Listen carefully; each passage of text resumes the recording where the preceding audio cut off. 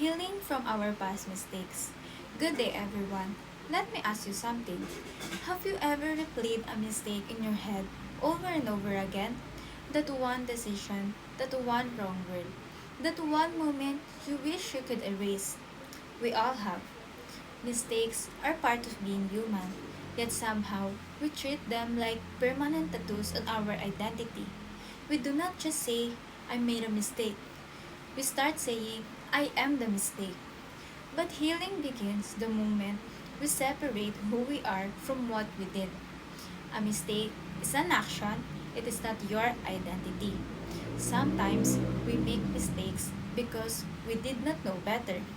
Sometimes we knew better but chose wrong anyway. Sometimes we were hurt, confused, insecure, or trying to survive. And sometimes we were simply young. And here's the truth, you cannot judge your past self using the knowledge you have today. That is unfair. That is like blaming a child for not knowing algebra.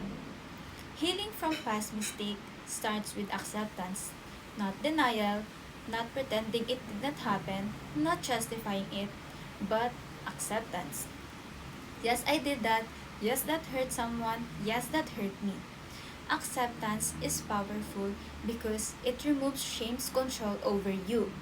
After acceptance comes responsibility.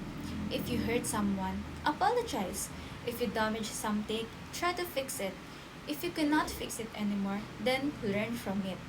Healing does not mean escaping consequences. Healing means growing through them. But here's something many people forget. You deserve forgiveness too. Sometimes, we are very kind to others, but cruel to ourselves. We tell our friends, it is okay, you're learning.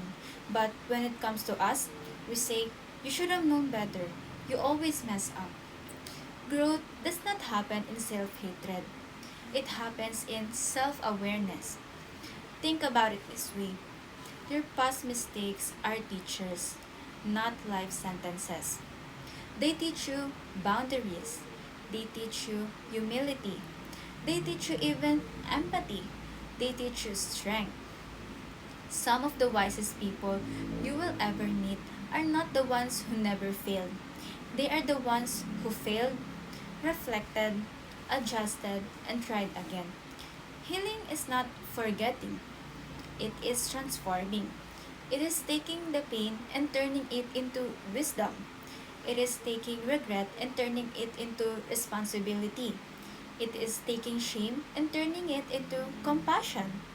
And let's be honest, healing is not instant. It is not one decision. It is a process. Some days you feel strong, other days the guilt comes back. And that's normal. Healing is not linear. But every time you choose to learn instead of hate yourself, every time you choose to improve instead of quit, every time you choose to forgive yourself instead of punishing yourself, you are healing. And one day, you will look back at the version of you who made those mistakes, and instead of feeling shame, you will feel gratitude because that version of you did not give up. So, if you are carrying regret right now, let me remind you, your worst decision does not define your entire life. Your lowest moment is not your final chapter. Your past lesson is not a life sentence because mistakes don't qualify you from becoming better. They prepare you for it. Thank you so much for listening.